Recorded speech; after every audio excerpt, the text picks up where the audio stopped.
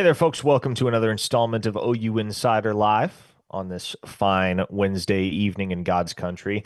Parker Thune joined tonight by Coach Brian Clinton in lieu of Brandon Drumm. Brandon's on dad duty tonight. So Brian's stepping in, and I'm very, very eager, as I know many of you are, to hear some of his thoughts on what's gone on throughout the spring, what the outlook is for Oklahoma moving into the fall, and also what remains to be done for this program in the portal. Before we go any further, want to mention that this show is brought to you every week by our good friends at Riverwind Casino, which of course has been OKC's premier gaming destination for nearly 2 decades. Almost 3,000 electronic games, table games, bars, and dining options, plus the best live music in the metro. It's no surprise that Riverwind is always a good time. The show also brought to you in part by Jana King, a proud partner of OU Athletics and the greatest team to ever clean, delivering spotless results from stadiums to any size business across the country.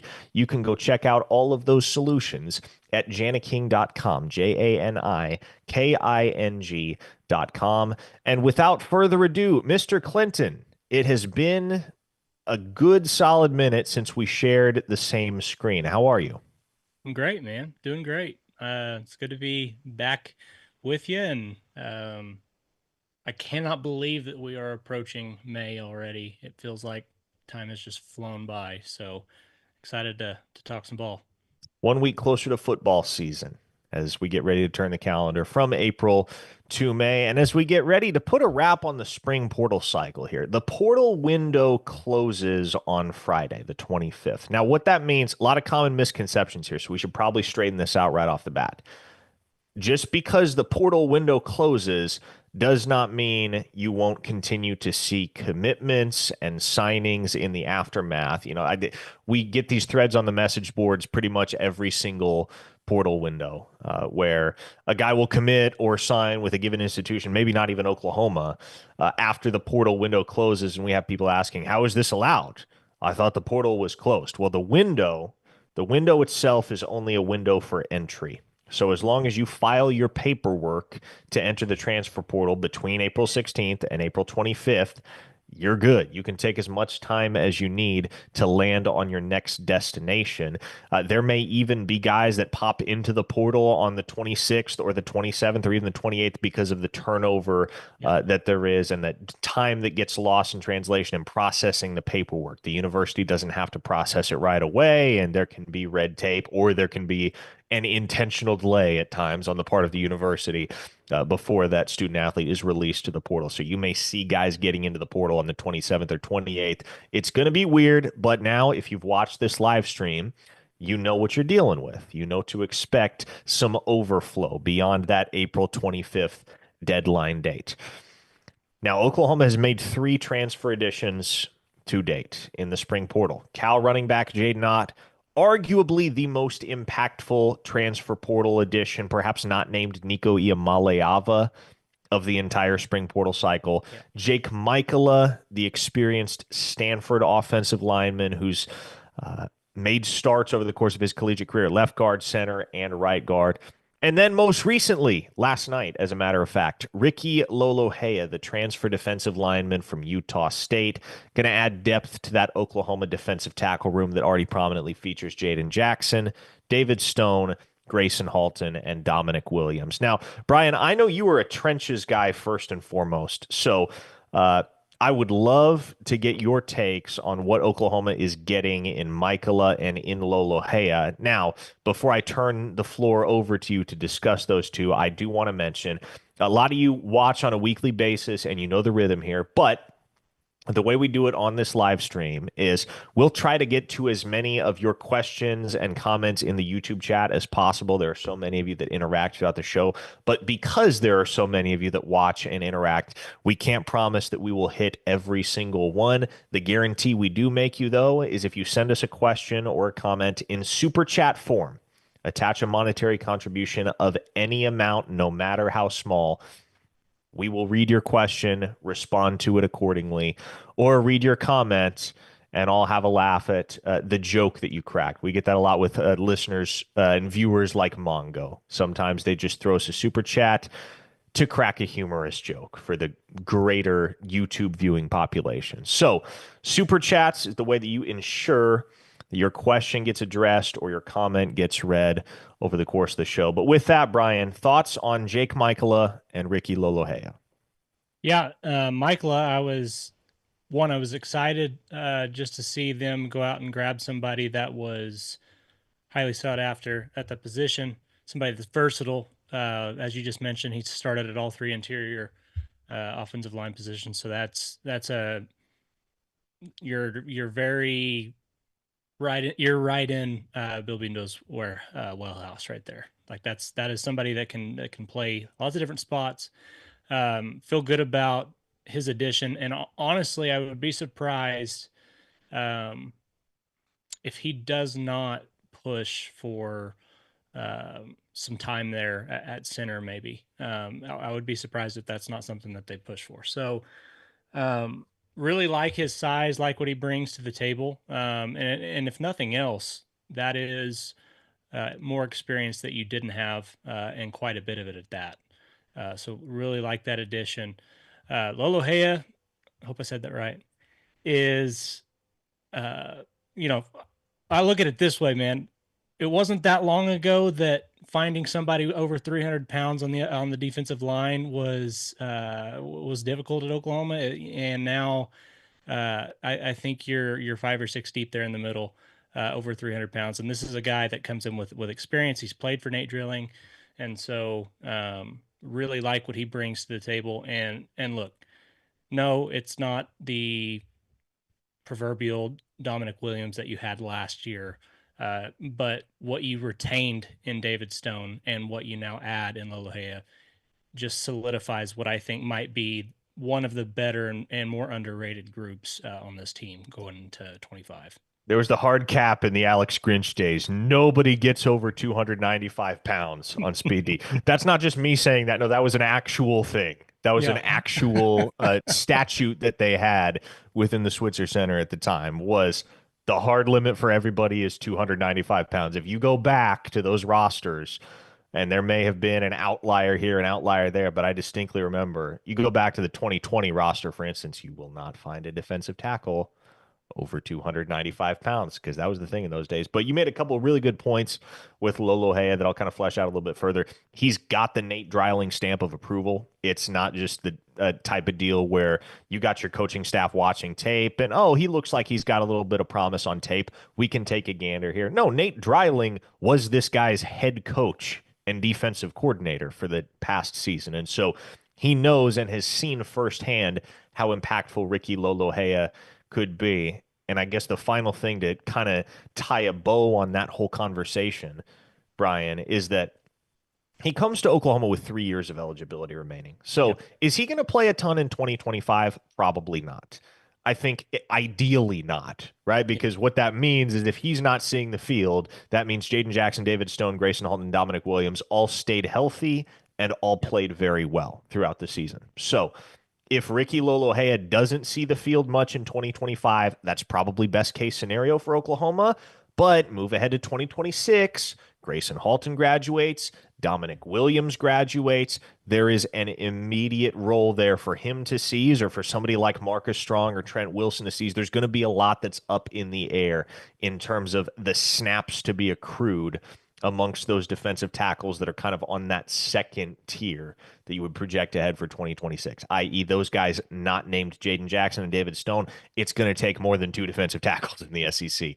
We Right. know that much. So at that point, it's Lolo Hea seeing the field a lot. It's Trent Wilson seeing the field a lot. It's Marcus Strong seeing the field a lot. Or, maybe you get to the point where you feel like you need to go get another stud transfer like a Dominic Williams last spring. Whatever the case, there will be opportunity for Lolo Hea to carve out a much more substantial role in 2026. We had a very hefty super chat to kick off the show. Thank you to Corbin Good for the $50 contribution. He, via the YouTube chat, says, please tell me that Jaden O'Neal is staying. It has got me stressed. Thank you guys for all you do. Jesus is king. Amen to that, Corbin. Love it. And as far as the Jaden O'Neal situation, and obviously you and I haven't got the chance to discuss this, Brian, but it feels like a constant, feels like a recurring topic on Yep. this live stream every single week between me and Brandon because, uh, look, with where we're at in the recruiting cycle, it's April 23rd. Official visit season doesn't roll around for about another 6 weeks. This is a game of chicken that's going to be prolonged for at least another month and a half, Yep. 2 months. And we don't know what the outcome is going to be.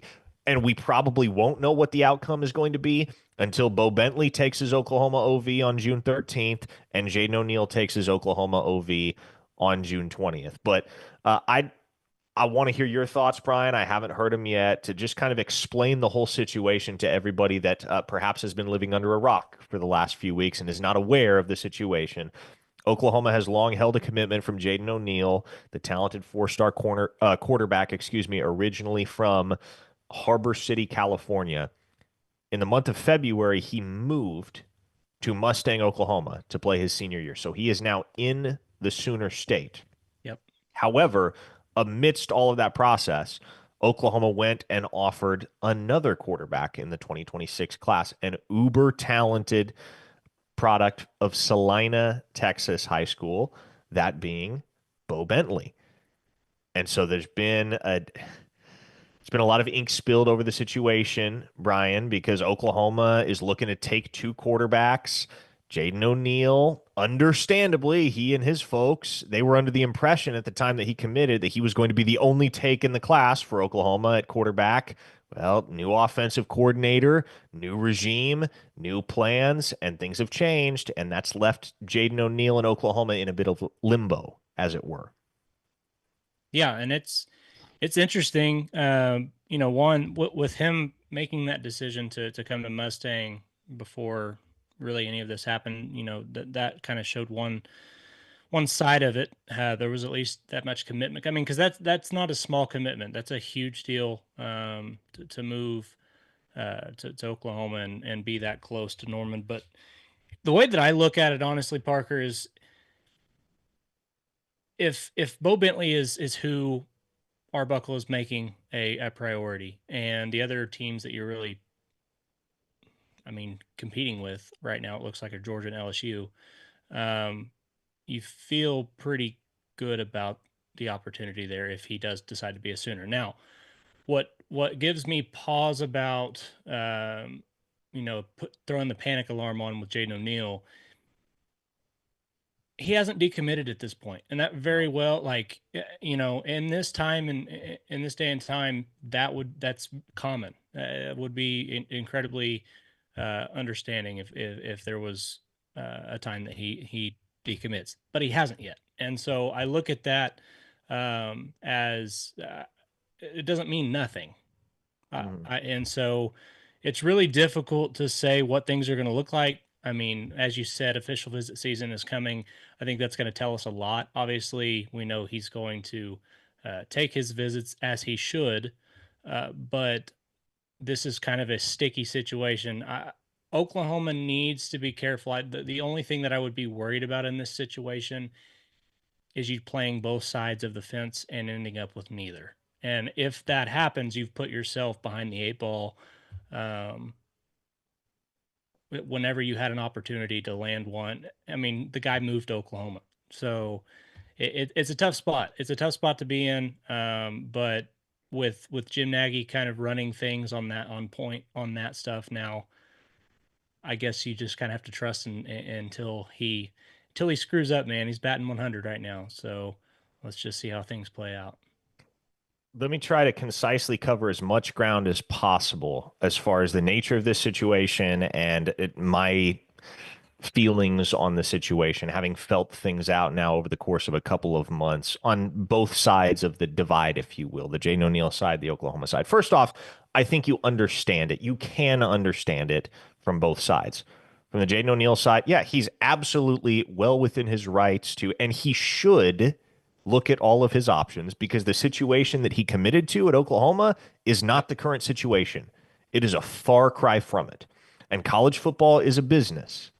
And it's more of a business than it ever has been the last 5 years or so. But it truly is a business, especially for quarterbacks, because as one good source I was conversing with the other day brought to my attention, one very good, knowledgeable source at that, they said, look at how many quarterbacks have had success in the NFL without at least 25 collegiate starts under their belt.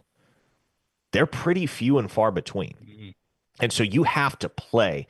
You have to get on the field. You have to get that experience. You have to excel if you are going to give yourself a chance to go play NFL football at the absolute highest level, which is what everybody dreams of, right? I don't think you could get a kid, even if there is a kid out there somewhere that's a high level football prospect that doesn't have aspirations of getting to the NFL, you could never get him to admit it, right? Because that's just, for so many reasons, you don't do that. Everybody, for the most part, that is a high level football prospect dreams of getting to the NFL, aspires to get to the NFL. And so if you're a quarterback and you have to very thoroughly evaluate all of the situations, all of the opportunities at your disposal with a fine-toothed comb and make the most informed decision. Frankly, Jaden O'Neal, as I said, he should be reevaluating his options right now because the situation that he committed to at Oklahoma does not remotely resemble the situation here in the present day. And from Oklahoma's standpoint, right, you get it as well because you don't necessarily know, for one, if John Mateer is going to be back in 2026. Yep. And I would throw this out there as well on top of that. If John Mateer is back in 2026, that almost assuredly means Michael Hawkins is not. Because that kid, believe me, there are enough programs out there, enough college football programs at the P4 level that are Yep. enamored with him and have been in high school that they're going to make it very, very difficult for him to sit the bench at OU for 3 seasons. And again, you go back to the nature of college football being a business. You're probably, and Michael Hawkins loves Oklahoma as much as anybody that wears that uniform right Yep. now. And he has never been shy about that. But as much as you love a place, if you're sitting on the bench for 3 years and you're not getting an opportunity to garner that experience that you're going to need to take with you in order to excel at the next level, then you have to start thinking about making a change. Uh, could almost promise you Cole Gonzalez isn't going to be back next year. That's a guy that has 3 years worth of starting experience at Western Carolina. You'd think the plan is for him to redshirt this year at Oklahoma. There's not a reason why he should need to see the field. And then right back to the business thing, he probably is going to want to go start somewhere Yeah. his 5th year of college. Give himself a chance to put something on tape to get himself to the next level. So at that point, it feels like the only quarterback that you can even remotely confidently peg onto next year's depth chart is Jet New. And who knows, man? That kid might get through his freshman year at Oklahoma and figure, you know Yeah. what? I want to be a little closer to home, or maybe I see a more immediate path to playing time at this other school. Like, you just can't take anything for granted in this day and age. And so for Oklahoma, as I have said before, and as I will say again, October 8th, 2022 permanently changed the way that Brent Venables and his staff regard quarterback depth. Because if you don't remember what happened on October 8th, 2022, first off, that's probably a good thing. Wouldn't blame you. Secondly, that was the day that Texas put it on Oklahoma in the Cotton Bowl, 49-0, largest margin of victory for the Longhorns in series history. And it was just an abysmal day for Oklahoma offensively because Dylan Gabriel was hurt and there was hardly another player on the roster at any position that could reliably complete a forward pass and operate the Oklahoma offense. I think the guy that took the most snaps at quarterback in that game was Braden Willis, a 5th-year senior tight end. So that day, Brent Venables and his staff resolved that we are never going to put ourselves in this situation again. At no point will we be so strapped at the quarterback position. At no point will we be so shallow in the quarterback room that we have to go tell a tight end to take half of our offensive snaps in the Wildcat formation because that's really all we have. We're always going to roster at least 4 scholarship quarterbacks. At the time, they were only rostering three. It was Dylan Gabriel, Nick Evers, and Davis Bevel. So it was that day that they resolved we're always going to carry at least four scholarship quarterbacks. And so naturally, when you're looking at the 2026 recruiting cycle and how many good quarterbacks there are to choose from in this class, and it is a pretty solid group of Mm. quarterbacks all told. You got a guy in Bo Bentley that's a lifelong OU fan, and you got a guy in Jaden O'Neal that has been 10 toes down for Oklahoma pretty much ever since he visited campus for the first time. Um, why not try for both? Can you get both? I would say that the consensus opinion is that you cannot. No, But what do you do at this point? You can't very well tell Jaden O'Neal to kick rocks, nor should you. no, That would be a terrible business decision for many reasons. Nor can you tell Bo Bentley, and again, nor should you tell Bentley that, yeah, I know we just spent the last 3 months recruiting you, but we're done. Forget it. You go to Georgia, LSU, or what. Like you're kind of in too deep at this point yeah, to pull yourself out. This is the path that you've committed to, and you have to see it through for better or worse. Now, to loop all the way back to the original question, I don't have an answer for you beyond just a gut feeling on the matter as to whether Jaden O'Neal is going to stick with Oklahoma. I think it's almost entirely contingent upon what happens with Bo Bentley. yep, I think Jaden O'Neal loves the University of Oklahoma enough that if Bo Bentley decides to go to LSU or to go to Georgia, which I think is more unlikely, but let's say he decides to go to LSU, Jaden O'Neal, knowing that at that point he is the lone quarterback in the 2026 class for the University of Oklahoma, probably sticks it out. However, if Bo Bentley shows up to campus and commits to Oklahoma during OV season, at that point, it's in my mind, it's virtually a foregone conclusion yep, that Jaden O'Neal is going to play college football somewhere else, which again, you can completely understand. It is a situation in my mind in which no one is at fault and everyone is merely looking out for their best interests, which is what both parties have to do yep, because Jaden O'Neal has one life to live, right? And he's got one career path that he can blaze, and he's got one shot at the whole collegiate experience. So you got to make the decision that is best for you. And on the Oklahoma side, right, these coaches are feeling the heat of a second 6-7 season in the past 3 years, and they've got to win in 2025. They have to. And yep, so they have to they have to make some really hard decisions at this point and some decisions that may seem uncomfortable but are in the best interest short term and long term of the institution as they see it. And so again, you get a lot of these situations in the world of recruiting where it feels like somebody did somebody else dirty, whether it was the player doing the university dirty or the university doing the player dirty. I think it's really easy to be sympathetic to both plights here when you really examine it comprehensively, top to bottom. Uh, and I also wanted to get to this. I'm glad you followed up with it, Corbin. He dropped another contribution of 499 and said, "How about we skip quarterbacks this year and go after Peyton Houston? That guy is better than both of our two prospects." Well, first off, again, not happening. OU is currently recruiting two quarterbacks.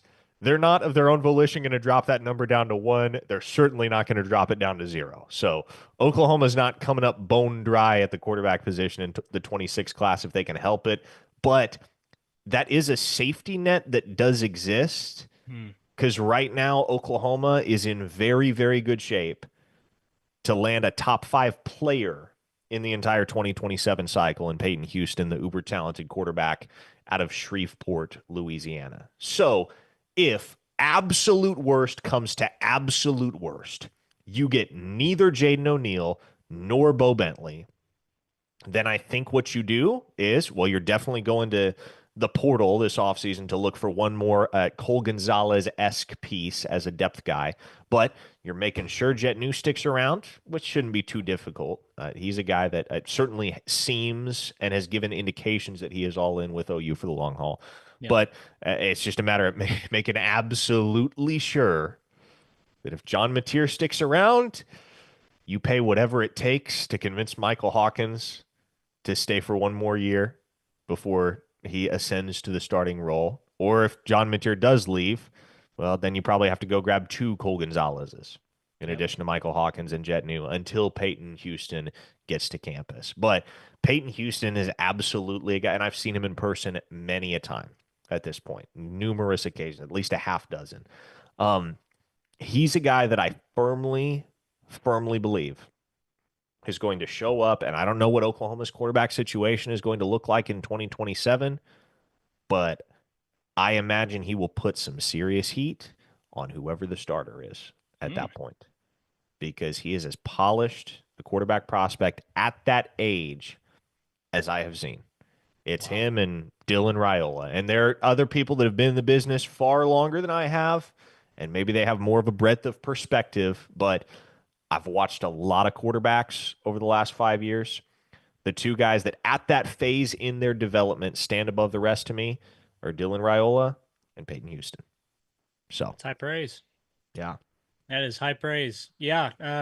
I mean, at this point, it all hinges on what happens at the end of 25 at the quarterback position. I mean, because if you do have John Mateer back in 26, hypothetically, um, to me that almost calls to question what do you do with the guys in this class? What are the guys in this class thinking as well? It's almost like a trickle down effect because it pushes everybody back another year. So be interesting to see how it all ends up playing out. But either way, it looks like OU is going to be fine on talent if they play their cards right.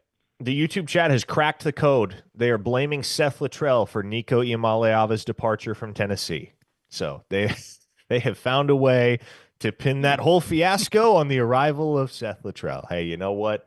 More power to you, YouTube crazies. Do what you do. T Boomer tossed us $2. Thank you, T Boomer. And he asked, who's the next commit in the transfer portal? Well, I guess that brings us to the most topical news of the day. Oklahoma is still in pursuit of Missouri State transfer tight end Lance Mason. However, he left campus. Yep. Oklahoma got the first visit, and obviously, when you get a guy on the first visit that he takes, your hope is that you convince him not to leave. He just signs, sticks around. That's that. Lance Mason was an FCS guy, right? Landed at Missouri State from Rockwall High School down in Texas, and never really got to experience the pomp and circumstance of the P4 recruiting process. So understandably, he wants to milk it for all it's worth this time around. You get that. But Cal's in the mix, Arkansas is in the mix. I've been told Purdue is also in the mix for Lance Mason. That kind of feels like one that will go similarly to Jake Michaela as I see it. Jake Michaela took the first visit to OU, took several others afterward, looped back around, signed with OU at the end of it all. I think that'll happen with Lance Mason just because I know that tight end is priority A1 right now for Oklahoma. Right. Absolutely no question about like priority A1. They feel like they have got to have another athletic tight end that can contend for the starting job, and they see that potential in Lance Mason. So I know how highly they regard him, how much they're willing to pay him commensurate with their opinion of him, and I think it's going to be difficult for Cal, Wisconsin, Purdue, whoever else might try and get involved with Lance Mason to deny the Sooners in that race. So I like Oklahoma to get it done there. I know the OU staff came out of his visit feeling pretty good about where things stand. So you could bet on Lance Mason, or you could bet on McNeese transfer wide receiver Jermichael Carter, who's going to be in town at Oklahoma on Friday. Now, that might be one that Oklahoma needs to get locked down while he's on campus Yeah. because a visit to Tennessee lurks on the other side. Yep. And he's at Baylor today. He's going to visit Utah. He's going to visit Vanderbilt, but Tennessee, right? Obviously, that's the school amongst the other four that heightens your level of concern the Yep. most. So if Oklahoma can land Jermichael Carter on the visit, well, then great. If he leaves, though, then you have to start to seriously worry about Tennessee, Brian. Yep. Yeah, and that's a 6'4", believe he's listed at somewhere between 185 and 190. you can't get enough of those guys, especially in this league. You saw it last year. You need the frame, and you need to be big on the outside. And I think you've seen Oklahoma's staff, especially under Arbuckle, um, push for those rangier guys at this position. So I would imagine, given what they have done in the portal to this point, this is going to be a guy that you try and make as much of a priority as you can, with the caveat that the tight end room is going to take precedence in level of importance. You get a tight end that can make a difference. You have a full offense capable of, I mean, pretty much anything if the offensive line works out.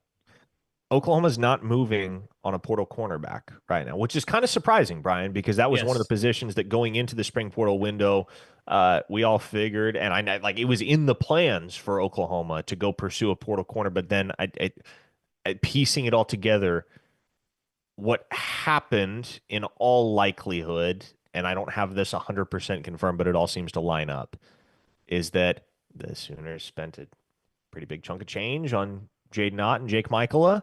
That mm-hmm. limited their spending power the rest of the way. And if you want to get a corner that's worth anything, Brian, then you got to have a good, solid amount of money set aside. Now, Yeah, you can go grab a cornerback, but again, you're not really taking, you don't want to take just a body at this sure. point. If you're just Nope. going to take a body, if you're going to go get another Des Malone, well, then you might as well just throw Cortland Guillory into the fire as your fourth cornerback in that rotation with Gentry Williams and Eli Bowen and Right. Jacoby Johnson. You might as well throw Davon Jordan or Jeremiah Newcomb into the fire.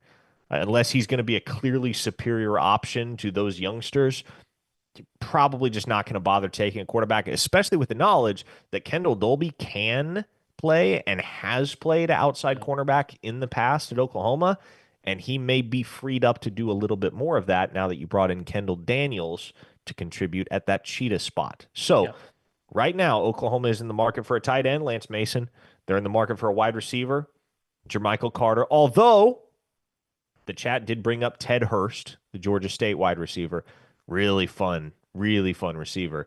And I'll say this much, like Ted Hurst was a guy that had popped onto my radar before he got into the portal. So that's always kind of suggestive, but from what I know and have come to understand, even just within the last few hours checking on that, Oklahoma likes Jermichael Carter a little bit better. And so that'll be their priority. If things fall through or they get the sense, okay, this isn't going to go our way, then Ted Hurst may very well get a call. So keep an eye on that. The other position is kicker. Yes, it is. Kicker, Brian. Oklahoma, I'm sure, figured they had the kicker situation worked out in the winter portal because they have Liam Evans, who comes back after redshirting a season ago, redshirt freshman out of Moore, Oklahoma, and he's going to be good. I think he could win the job in 2025. He Yep. absolutely could. But they signed Austin Welch, the transfer from Kennesaw State. If you were at the Crimson Combine a couple weekends ago, Austin Welch did not have what you would call a standout Crimson Combine, and Brent Venables acknowledged after the combine concluded, yeah, we got to be better in the kicking game. Yep. And no shock that in the days to come, in the days that followed, Oklahoma started to kick the tires on several portal kickers. They took a swing at Mason Shipley, the Texas State transfer. That didn't work out. He signed with Texas. At this point, new name to know as of tonight, Tate Sandell from UTSA. That's one to keep on your radar. Isaiah Hankins from Baylor. That's another one to keep on your radar. We've mentioned him at OUinsider.com in the past few days. But Oklahoma is looking to add a kicker, and it does feel like you need to give yourself another option. If Liam Evans wins the job, great. But I don't know if I completely want to close the door on Austin Wells, but that was not an encouraging experience at the Crimson Combine. Right. Yeah. That was, that's the type of guy where if he wins the job in camp, regard like he could go make every single field goal in fall camp, but none of the fans are going to see that, right? And Correct. so Yep. by the time he trots out there for his first field goal attempt in September, everybody that showed up to or watched or caught wind of the Crimson Combine is going to be on the edge of their seat, Yep. holding on for dear life. Well, and it would be just such a, it would be such a on brand travesty pretty much for Oklahoma to have all of the other pieces of their roster taken care of to see kicker become an issue again. And especially in a league where everything is pretty much one possession. So, yeah, I need to figure out the kicking situation, guys. Corbin Good tossed another $2 and said, I have the answer at QB. Give me Caden Drum. There you go. That's a loyal listener right there. There you go. CJ Anderson gave us $5 and said, what's the latest on cornerback? Love the show. Thanks, guys. I guess we kind of almost preemptively just answered that one. The Sooners, as it stands right now, are not going to pursue a portal cornerback. So the way that that depth chart stacks up right now is Gentry Williams and Eli Bowen are obviously your two projected starters. Jacoby Johnson will be in the rotation quite heavily. Kendall Dolby, you may see him at outside corner. And then it's just kind of a question of, but beyond those guys, beyond the guys that you have seen with your own two eyes at Oklahoma, and you've seen them play meaningful, crucial snaps, who's going to break into the rotation amongst that younger group? Now, Malik Hawkins has been playing more cheetah than outside corner, at least in the spring. So Mm. you can expect that if he sees the field, it's more likely at that cheetah spot. And I've been told he is just a really natural cheetah. Like that role is very well suited for him and him for that position. So that's something to monitor. Obviously, Dolby and Daniels are kind of be the two primary guys at that spot, but might you see Malik Hawkins at some point, the way you saw a true freshman Jaden Hardy playing that cheetah role a little bit last year? Yeah, it's on the table. So I almost consider Malik Hawkins more of a cheetah than an outside corner right now, just based on the way spring went. The other candidates at outside corner to break into that rotation beyond Gentry Williams, Eli Bowen, Jacoby Johnson, and Kendall Dolby in whatever capacity he plays that position are true freshman Cortland Guillory, who had an amazing spring.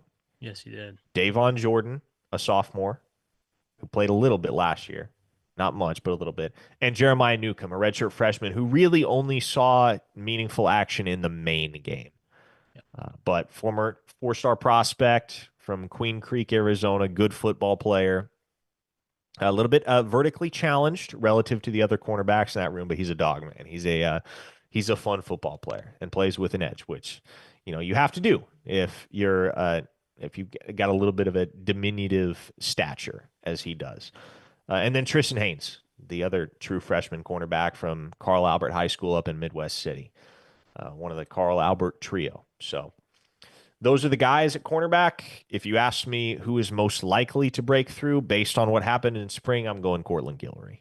Yeah. Rave No doubt. reviews, start to finish for Yep. Cortland Guillory. Very, very Jaden Jackson esque of last year. Like it had the same kind of feel to it through Mm. spring. So very excited about him. 20 piece from our man Virgil Walker in the YouTube chat. What's up, Virgil? What's Hope up, you're well. Virgil? He says, Parker, always a fan of the Sooners. And my guy, Parker, question: is there a position group the staff is quietly more concerned about than fans realize? And are they targeting anyone specific in the portal to shore it up? Well, and somebody already mentioned in the YouTube chat, kicker's the easy answer there, but I think everybody realizes it after the Crimson Combine. So that maybe doesn't qualify. Um, my answer a week and a half ago would have been running back.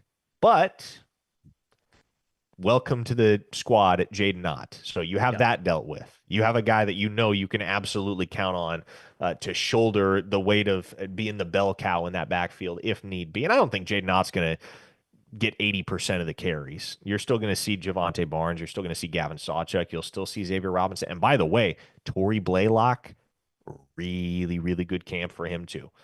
I think he probably redshirts just because of how much depth there is in that room, but Torrey Blaylock's going to do a little something at Hmm. Oklahoma. Make no mistake about that. He's coming. He is next up. If there's a group that they're more concerned about than I'll be honest. I don't think there's a ton of concern in that building right now with anything that the fans aren't also concerned about because they're concerned about kicker and they're concerned about tight end. Those Yep. are the two positions that are easy to be concerned about.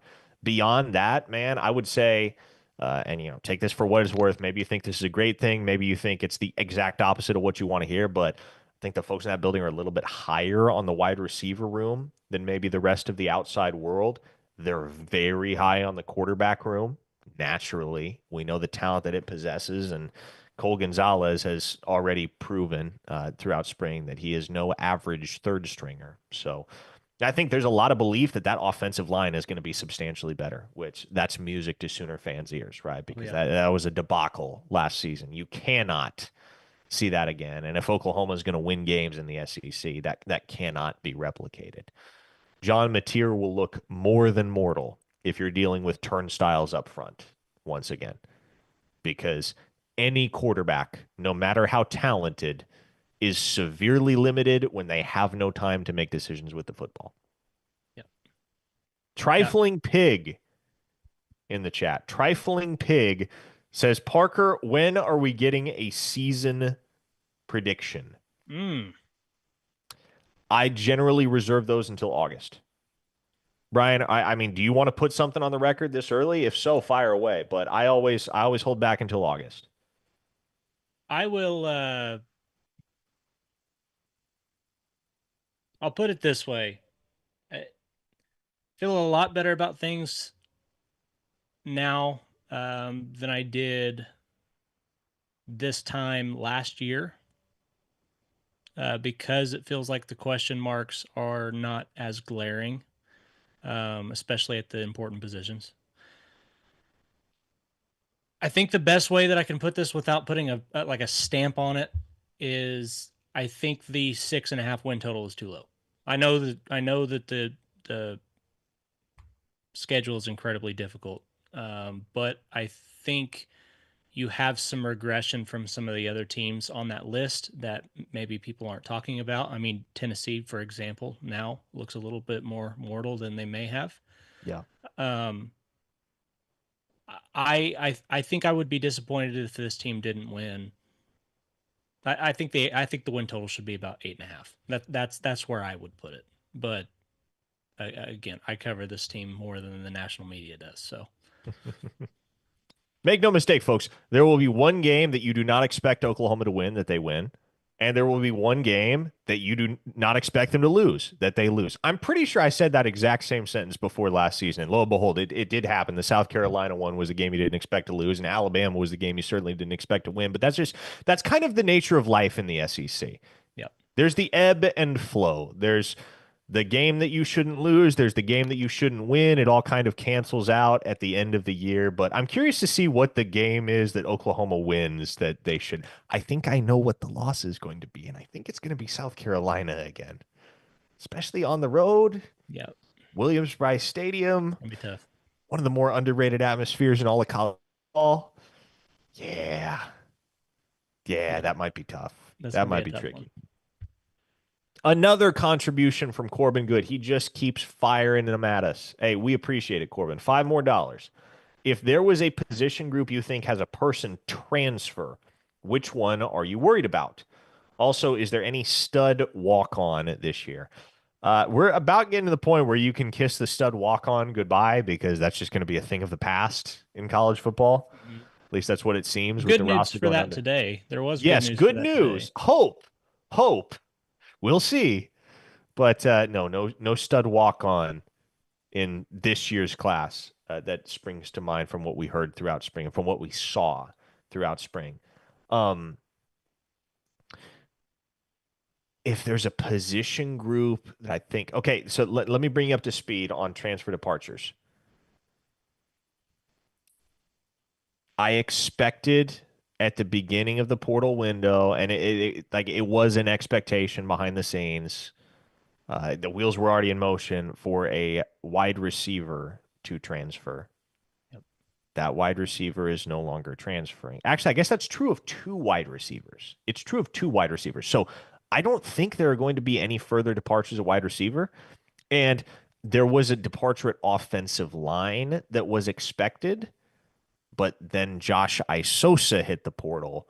And that shifted the calculus a little bit because Josh Isosa's departure was not fully expected. And so, uh, with that coming down the chute, I think there was kind of a reevaluation there about how much should we prioritize keeping this other guy around. So, look, there's still one more portal departure, and I got another couple texts today that lent more credence to it. There's still one more portal departure that I expect before the window closes. I I I can't give you any hints because if I gave you a hint, you would know exactly who it is. So I'm sorry, I can't go there. And look, hopefully it doesn't happen, right? That's kind of also the reason I don't want to give you a hint because I don't want to send all this smoke spiraling onto social media about a guy that will transfer and maybe he ends up not transferring. I mean, again, that's already happened in the first week of the spring window with three different guys on this roster. So don't want to throw you a pump fake. But my current expectation is that there's going to be one more portal departure before the window closes. Um, I don't think this is maybe as much of a hint as I'll throw out there. I don't think it's a name that's going to be too terribly shocking to anybody. Um, do we have something else to get to? I felt like I had another thing that was filed away at the top of my brain for us We to pivot haven't, to from there.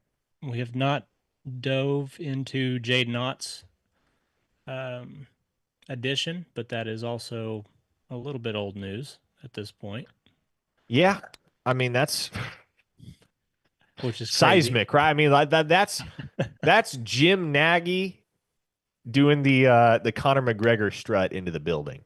Yep.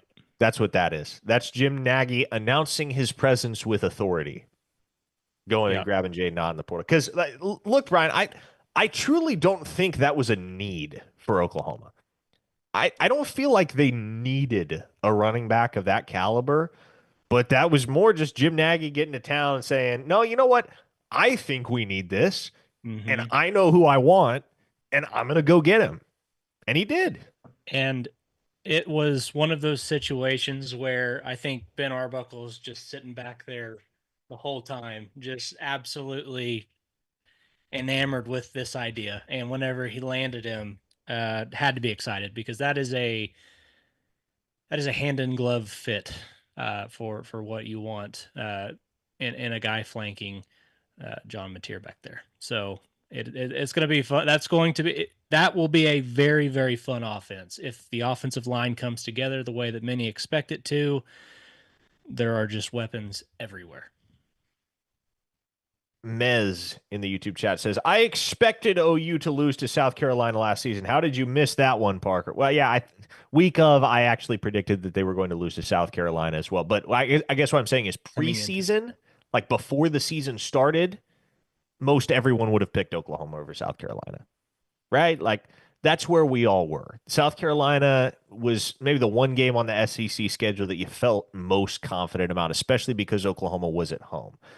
Now, that game came on the heels of the disaster at the Cotton Bowl, where Oklahoma lost 34-3 and could not find any semblance of rhythm. So again, yeah, by the time the week of the South Carolina game rolled around, I think everybody's expectations were very, very limited about how that game was going to go. Corbin Good with one final contribution. It is $2. And he says, I catch what you were throwing down. Thank you.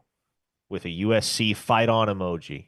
Just kidding. oh, It's a peace sign, but I can't see that emoji anymore without seeing the fight on. I know. Mez also added, running back coach needs to step up big time. Uh, I think, first off, I think this is a good thing, what I'm about to say. It can be interpreted as a not so good thing, but I think it's a great thing. The excuses are disappearing. Correct. Yeah. The excuses are disappearing in Norman in so many ways. The excuses are disappearing, and I think at this point have fully disappeared for DeMarco Murray. He has what every other Power Four running backs coach, pretty much without exception, would consider an embarrassment of riches in that backfield. Yep. You have Jaden Ott, a former 1,300-yard guy. You have Gavin Sawchuk, a guy who had just had a weird 2024 season, but who didn't? But you go back to 2023, he closed that campaign with five straight 100 plus yard games. You have Javante Barnes, who, when healthy, has been a stable contributor since his true freshman year. You have Taylor Tatum, former number one running back recruit in the entire country in the 24 class. You have Xavier Robinson, who was really the only guy that could find a rhythm for Oklahoma down the stretch last year on the ground. And then, as I mentioned, Torrey Blaylock, the true freshman, the puppy of the group. Even he seems ahead of schedule. So, yeah, I think it's fair to say, certainly after last season, everybody needs to step up, Yep. right? Everybody needs to do better than they did last year. Without exception, across the board, DeMarco Murray is not exempt, but the pieces are there for his room to have a very successful 2025 season. And I think what you like about it, Brian, is that, again, it doesn't rest squarely on one guy's shoulders. Yep. It's not as if, okay, in order for Oklahoma to run the ball effectively and to have an efficient ground game, this guy has to have an outstanding individual campaign. Yeah. Well, and I kind of want to just piggyback off of what you said there with DeMarco Murray. That as you name those guys off 1 through 6, incredible. Like, I mean, the not just the talent there, but the different body types, the different physiques that you have at running. I mean, you have pretty much one of everything and two of most things in that group. And the excuses, they really aren't there. This is the year where, now that there's some stability, you kind of know what you're getting in the room from a couple of guys, and then you bring in a day one ready to go contributor at the top of the depth chart. Um, that room to me looks like, if there's not marked improvement from some of those guys that were here last year, then I think you can say, okay, maybe there is a development issue, Mm-hmm. because there is just so much there to work with. And uh, the system that they're going to be running should be friendly to that position. So uh, it'll be interesting to see, but I would not be surprised at all if this was a turnaround year for that group. Look at that. A huge contribution from John May Myrick. Thanks so much, John May. We sincerely appreciate you. Uh, she threw us $50 and asked, do you think Arbuckle will have much input in the running back rotation? And then the next comment is somebody saying, Parker, you look like Charlie Puth. I meant to tell you it's a compliment. That's actually not the first time I've heard that. I've heard a lot of celebrity lookalike. I've had a lot of people peg me for different celebrity lookalikes, but um, Charlie Puth is one that I have heard repeatedly. To your question, though, John May, do you think Arbuckle will have much input in the running back rotation? Yeah, I think he will. Um, as the offensive coordinator, as somebody that is coming in and implementing his scheme, I think there's going to have to be, and there will be, a lot of interaction and coordination between him and the position coaches to develop a week in, week out calculus for, okay, what situations are we going to use this guy versus this guy in? Do we want to lean on this guy in general or maybe just against this specific opponent? I don't think it takes a Rhodes Scholar to know at this point that Jaden Knott is at the head of the table in Yep. the running back room, but there will be situational usage for other backs, most certainly. I'm just curious to see what that is. And yes, I do imagine Arbuckle will have quite a bit of input there. Now, Brian, again, it's not often that you and I get to do this together. So I would love it if you, uh, as somebody that has carefully studied and scrutinized the trench play at Oklahoma for the last couple of years and know the improvement that needs to take place, do you want to go ahead and project the starting five up front for Oklahoma come the fall? Yeah, yeah, I could do that. No promises, but I'll go. I actually discussed this on the Oklahoma drill with Jesse a couple of weeks ago. Um, I think Jake Sexton is your starting left tackle, if I was to guess right now. Left guard would be, I'm going to go Eddie Pierre Louis. I think Eddie's going to make some noise. I like what I Okay. heard about him. Center, Right now, I'm going to go with Troy Everett, but do not be surprised if there is noise about Michaela taking that position over. Um, Actually, just for the fun of it, I'm going to say Michaela is going to be the starter there at center. That'd be let's just have some fun with it. Uh, Right guard, I think Fabechi Mwiwu hangs on to that spot. I think that's going to be your guy there. And then right tackle, I'm going to go with Derek Simmons, the transfer. I think he comes in and plays a big role right away. And that's a group that can make things happen. And Yeah, absolutely. that goes without saying. You have better depth behind them with experience, guys like Jake Taylor, guys like uh, a Michael Fasusi, who is ahead of the game, somebody that looks good. And then obviously you've got Heath Ozida and some other pieces that really played a lot last year in a bad spot. So um, that would be my starting five. If Isaiah Autry-Dent had been healthy throughout the spring, I'd be real interested to see what that battle at right tackle would look Mm, like going into the fall between him and Derek Simmons. But yeah. I agree. You have to give Simmons the odds to be the starter at the position, the overwhelming odds at this point, just because he was getting all the first team reps throughout the spring because Autry Dent was laid up. But that's a guy, Isaiah Autry Dent. He'll be a major enforcer, major bookend for Oklahoma in the years to come, provided they can keep him around, which not something you can assume anymore, but no reason why Isaiah Autry-Dent shouldn't be a cornerstone of the Oklahoma offensive line in 2026 and beyond, and somebody that could very well wind up a high draft pick one day with the physical tools that he brings to the table. You have a celebrity look-alike, Brian? You ever heard? Has anybody ever told you look like so and so celebrity?